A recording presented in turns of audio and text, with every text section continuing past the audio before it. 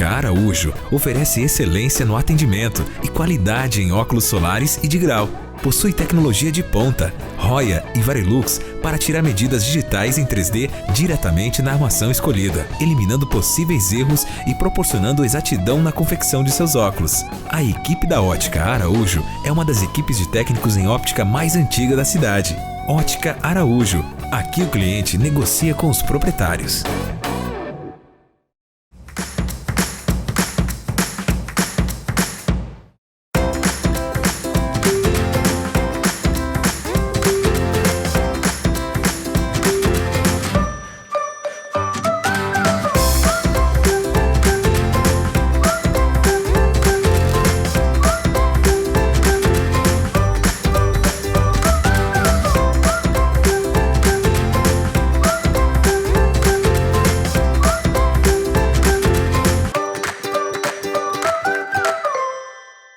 Pessoal, estamos aqui com o Dr. Eduardo Galeto. Ele vai conversar um pouquinho com a gente sobre gestação de risco. Tudo bem, Dr. Eduardo? Tudo bom, é um prazer estar aqui com você de novo. Obrigada. Dr. Eduardo, o que leva a gestante a ter, uma gestação de alto risco ou de risco, como que a gente chama? Na prática do consultório, em obstetrícia, que é a área que a gente lida com as gestações, nós nos preocupamos com aquelas situações em que existe o risco para a mãe e para o bebê. Uhum.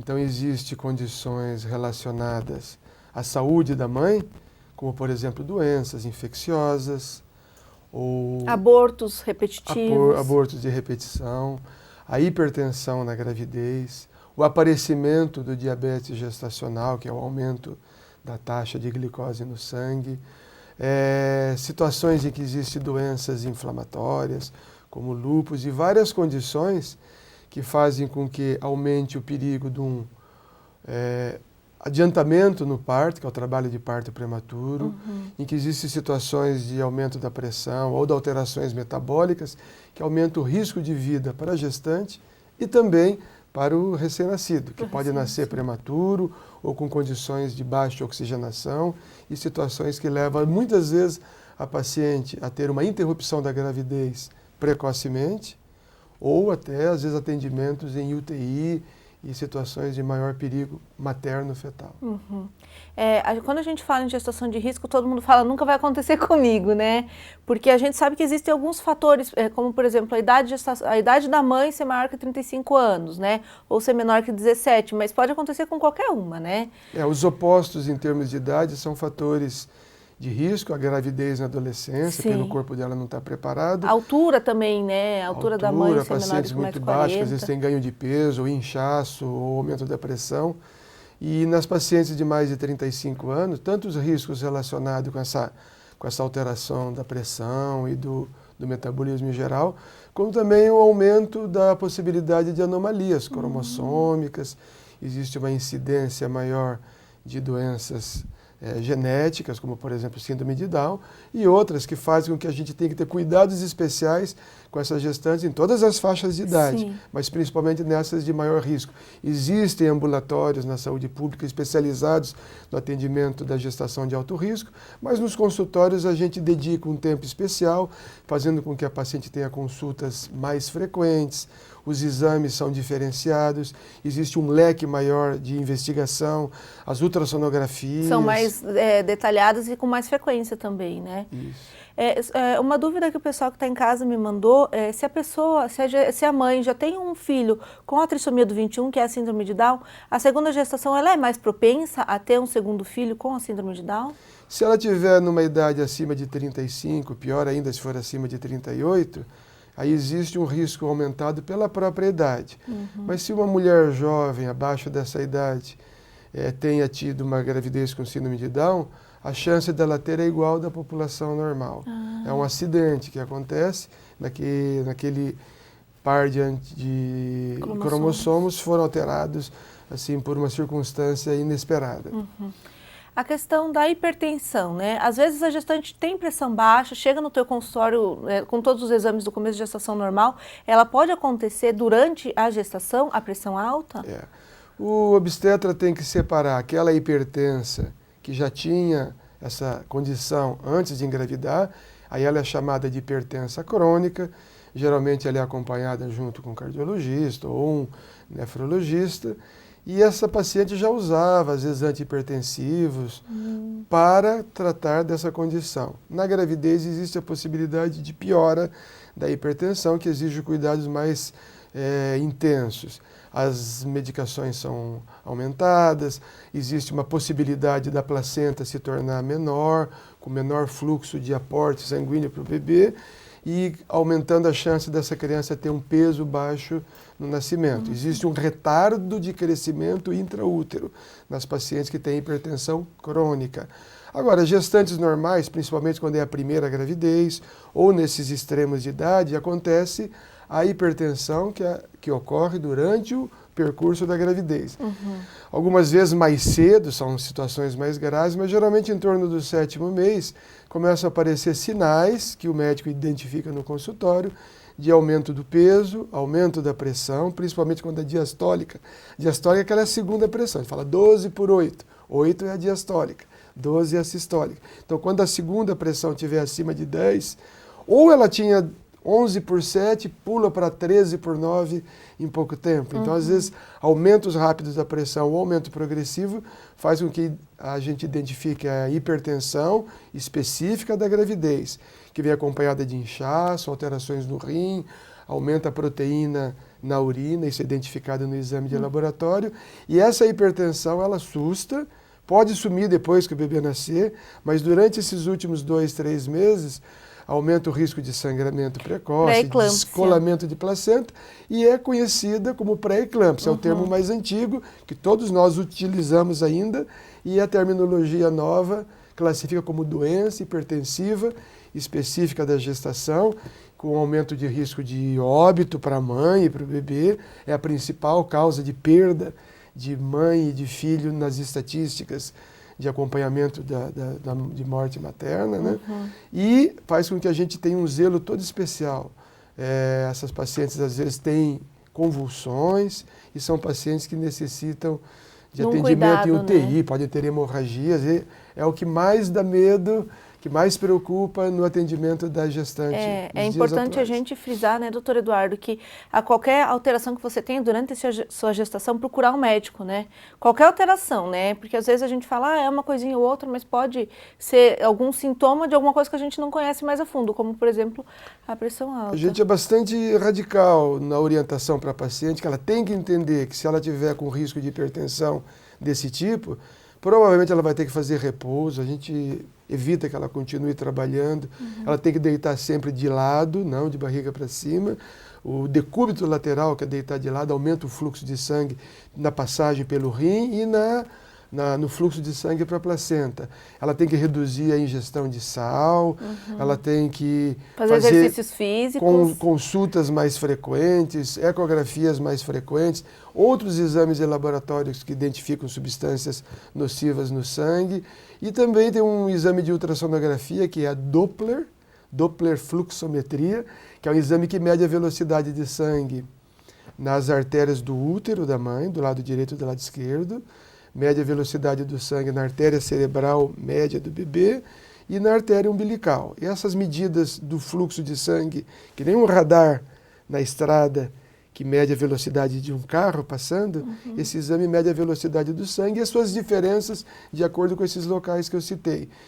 Isso faz com que a gente consiga diagnosticar se existe uma condição de risco para o bebê, se ele está menos oxigenado, fazendo com que, às vezes, a gente determine o momento de tirar esse bebê, mesmo antes do prazo de seu amadurecimento pulmonar, que às vezes é mais conveniente que um bebê de risco, durante uma situação de hipertensão da gravidez, ele fique numa incubadora do que dentro do útero. Porque se existir a pré-eclâmpsia, ele pode ir a óbito dentro do útero. Dentro do útero, né? E você falou bastante dos exames de urina, né? E quando a gestante, às vezes, ela sente um incômodo, alguma coisa, e ela descobre que ela está com a infecção urinária. Isso também é um fator de risco? Tem grávidas que estão fazendo o seu pré-natal e, às vezes, nem percebe que está ocorrendo dentro da bexiga dela uma proliferação de bactérias, então ela tem a infecção urinária, que pode ser baixa ou pode ser mais grave, com febre, dor lombar, quando essa infecção de bexiga, cistite, as bactérias sobem pelo canalzinho ureter, né, que liga ao rim e pode causar uma infecção do rim. Quando existe a infecção do rim, é uma condição mais grave, ela fica internada alguns dias tomando antibióticos e existe a necessidade de acompanhamento junto com outro especialista que é o urologista. Mas a infecção urinária baixa, mais simples, que é a cistite, ela é percebida pela mãe quando ela começa a urinar mais vezes, com ardência, e essa urina em pequena quantidade. Então, urina pouco, ardido, várias vezes. Procura um médico. Procura um médico. Ela pode ter calafrios ou não, pode ter febre ou não. Existem antibióticos que vão eliminar essa infecção e muitas vezes essa infecção é recorrente, ela volta e a gente tem que fazer controles, tanto do exame de urina como da cultura da urina e um teste para ver o melhor tipo de antibiótico que se chama antibiograma. A gestante que tem infecção urinária, além disso causar um risco para ela, para o bebê e para o seu rim, né, também facilita o aparecimento do trabalho de parto prematuro. Então, mulheres fazem xixi toda hora. Muitas vezes ela não sabe se aquilo é uma infecção urinária ou não.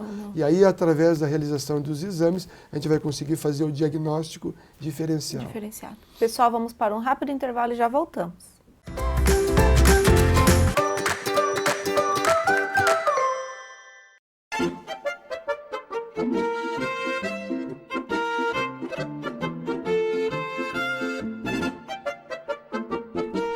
Restaurante Bar do Alemão. Venha saborear uma deliciosa feijoada com uma grande variedade de acompanhamentos. Traga sua família e os amigos para um happy hour com música ao vivo, porções super caprichadas e o chopp mais gelado de Cascavel. Restaurante e Bar do Alemão, onde todos falam a mesma língua. No oeste do Paraná, o tratamento de doenças do aparelho digestivo tem um nome: Gastroclínica Cascavel. Fundado em 1989, o Centro Médico tem em sua filosofia a atualização dos recursos tecnológicos, a qualificação do corpo clínico e a humanização no atendimento. Aqui, todos são especialistas em promover qualidade de vida. Gastroclínica Cascavel. Tecnologia e humanização mais perto de você.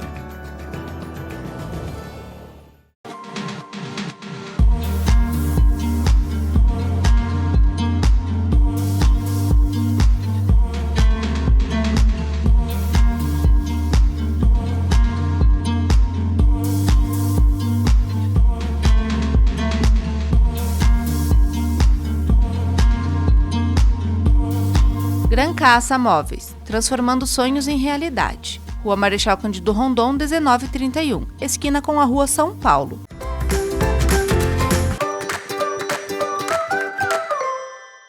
Pessoal, voltando agora do intervalo, continuamos a conversar com o Dr. Eduardo Galeto. Ele vai nos explicar o que é a trombofilia. E aí, doutor Eduardo, assusta, né? Esse nome comprido que todo mundo fala, meu Deus, o que está acontecendo? A trombofilia é uma condição do sistema de coagulação que ela é estudada e tratada por mais de uma especialidade. Por exemplo, homens e mulheres, quando tem essa alteração no sistema de coagulação, e são vários tipos de alterações que são identificadas por exames complexos, são muitos exames, às vezes, para identificar qual o tipo especial de defeito no sistema de coagulação que leva à trombofilia, que aumenta o risco de tromboses e embolias. Muitas pessoas têm a trombofilia, que é essa alteração nos genes, né? Por exemplo, tem o gene da protrombina, tem exames de proteína S, tem outros exames da MTF-RH, tem vários exames que são feitos para identificar o tipo específico de alteração que leva ao risco aumentado. Mulheres e homens podem não ter trombose, podem não ter embolia, mas são portadores dessas alterações com um risco aumentado. Uma mulher com essa condição, que tome pílula anticoncepcional, por exemplo, ela pode estar favorecendo o aparecimento de uma futura trombose. Então, foi a pílula que causou a trombose? Não, aquela doença do sangue que a pílula é um catalisador, é um desencadeador. Ajudou a desencadear, né? Mas essas mulheres que têm essas alterações genéticas ou funcionais do sistema de coagulação, com esse risco aumentado de trombose, chamado de trombofilia, elas têm uma chance aumentada de ter perdas na sua gravidez. Por isso que mulheres que têm um aborto, a gente espera uma próxima gravidez, que 80% das vezes vai ser normal, mas em 10 a 20% pode se repetir essa perda. Em mulheres que têm 2 ou mais abortos, que são chamados de abortos de repetição, a gente começa essa investigação, que na maioria das vezes é plenamente coberta pelos convênios, e muitas vezes alguns dos exames que são mais caros, elas às vezes precisam até fazer por conta própria, elas ficam incomodadas porque não são cobertas totalmente pelo plano de saúde. E a gente tenta fazer a identificação da trombofilia. Algumas mulheres têm a trombofilia e a gente não consegue identificar a causa. Mas muitas vezes a percepção do motivo específico dela faz com que, ao se classificar a alteração, juntamente com o hematologista, a gente faz esse atendimento de forma multidisciplinar, a gente toma algumas medidas que promovem uma melhora desse problema da coagulação. E a gravidez, muitas vezes, ela é garantida. Ela tem salvos a sua gravidez, evita seu aborto. Mas acontece, às vezes, trabalho de parto prematuro. Muitas vezes. E a gente, utilizando, na maioria das vezes, um anticoagulante, que geralmente é a heparina, né, que tem os nomes comerciais, que é o Clexane ou Versa, e o nome químico, a enoxaparina, que a paciente já toma ao engravidar, às vezes até antes de engravidar ela já começa a usar, sob a forma de injeções com agulhas muito fininhas na região do abdômen, subcutânea. Ela tem que tomar essa injeção todo dia. Ela mesma se aplica, é indolor, e se existir uma dor é mínima. E ela toma diariamente até o final da gravidez. Eu achei muito bonito, né, que as mães que têm trombofilia, elas têm não que as mães amem menos as crianças, mas elas têm um amor diferente pelo filho por elas terem conseguido gestar até o final. E muitas fazem a foto com o bebê, com todas as seringas em volta, né, para mostrar assim, é o fruto do meu amor, da minha dedicação está aqui, né. Nessa gestação que houve perda ou em outras situações de risco, o tratamento leva a uma condição emocional de medo, de insegurança, para quem já passou pela perda. Então a gente diz que a gestação ela é supervalorizada, a gravidez é supervalorizada. O filho vai ser amado de forma igual, mas ela passou por um sacrifício, por um processo de tratamento, por muitos exames, por consultas assim periódicas e repetitivas para classificar a forma da doença dela e o melhor tratamento. A gente falou agora em aborto, é interessante a gente explicar que é comum, né, perder o bebê, né, não ter a gestação avançada até as 12 semanas, né, é uma condição um pouco comum. A gente vê aqui em Cascavel várias pessoas, né, que perderam um bebê, tudo inclusive eu, né, eu perdi um bebê também. É comum, né, a gente falar sobre aborto e já lembrar também da gestação anembrionária, né, que às vezes as mulheres, é muito comum perder bebês até 12 semanas de gestação. O que é a gestação anembrionária, doutor Eduardo? Toda gestação anembrionária ou anembrionada dá a impressão no casal que formou uma gravidez sem embrião. Tinha um embrião no começo. Tinha um embrião para ter aquele saco gestacional, houve a fecundação, houve uma gravidez, mas na ultrassonografia não se consegue ver o bebê. Aparece um saquinho com líquido dentro, não se visualiza o embrião, dali a alguns dias repete o exame, não tem embrião, fala, é uma gravidez anembrionada. Assim, tinha um embrião que bem pequenininho ele se desmanchou, ele não teve continuidade, e cresceu o saco gestacional, não é visto na ecografia a presença do embrião, é chamado de saco, ovo cego, né? Gestação anembrionada. Então, é uma gravidez que bem no seu início não houve desenvolvimento celular, não houve a multiplicação adequada, aquele embrião não é visualizado porque ele é muito pequenininho e essa gravidez ela é interrompida porque ela não tem mais futuro. A questão também da cerclagem. O que é a cerclagem e quando que ela é feita? Nós falamos agora há pouco, por exemplo, da trombofilia, que é uma alteração do sangue que leva a um aborto de repetição. Tem mulheres que não têm trombofilia e o saco gestacional, o bebezinho, está crescendo dentro do útero. O útero parece uma pera e na ponta do útero, que é o local dentro da vagina, tem o colo do útero, que é como se fosse uma válvula. No trabalho de parto ele se dilata e o bebê passa por ali. Se essa dilatação acontecer bem no começo da gravidez, se esse colo de útero for molinho, ele abre-se muito cedo. Então é chamado de colo do útero incompetente. Outro termo técnico que a gente usa é de insuficiência istmo-cervical, daquela região bem no canalzinho do colo do útero, que se abre precocemente e a mulher tem perdas com 12, 13, 14 semanas de gravidez.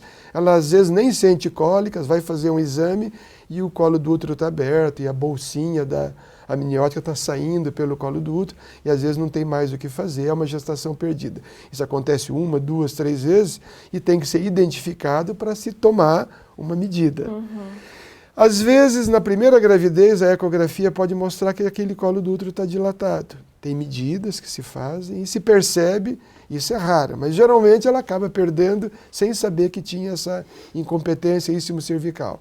Se a gente faz o diagnóstico na primeira gravidez ou depois de 2 ou 3 abortos, por causa desse problema, o que a gente faz como tratamento é o que você chamou de cerclagem, que nada mais é de um nó que a gente dá no colo do útero, como se fosse no pescoço do colo do útero, em ambiente hospitalar, com uma sedação, uma anestesia leve, e esse nó é utilizado um fio por dentro da pelezinha do colo do útero, que vai ficar durante toda a gravidez prendendo, segurando, né? Como se fosse um saquinho, né, amarrado, e que no 8º mês, 9º mês, a gente corta e deixa esse colo de útero dilatar para um parto normal ou para uma cesariana de acordo com a necessidade daquele caso.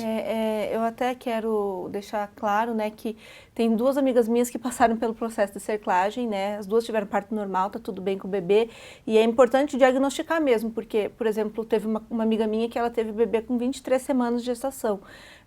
O bebezinho, infelizmente, ele acabou vindo a óbito, né? Foi uma perda assim, muito grande. Eu estava gestante da mesma idade gestacional que ela, então para nós 2 foi, né? E agora ela tem uma menina linda que se chama Cauane Vitória e para ela uma alegria, sabe? Ela ter conseguido seguir a gestação da Cauane adiante. Mas ela entrou em trabalho de parto com 34 semanas. Exatamente, porque já é um colo do útero que ele não é totalmente normal. A presença do fio também é um corpo estranho. Existe a possibilidade de infecções, de inflamação. As pacientes, muitas vezes, elas precisam ficar em repouso quase que o tempo todo. Não é um repouso absoluto. A paciente com uma cerclagem que está evoluindo bem, ela pode manter várias atividades, mas é uma gravidez com muito mais cuidado. E geralmente existe a possibilidade dessa antecipação do parto, mas a gente consegue levar a gravidez para perto dos 37 ou mais das 37 semanas, onde existe a maturação do pulmão do bebê, e aí é uma gravidez que às vezes é bem sucedida, justamente por essa medida que é preventiva e ajuda muito essas pacientes. Sim, por isso que a gente sempre fala, a pessoa que está gestante, né, a mulher que está gestante, sempre procura um médico em qualquer sinal que ela tem de diferente na vida dela, né? Muito obrigada pela sua entrevista, doutor Eu que Eduardo. agradeço participar desse programa tão útil para a comunidade. Muito obrigada.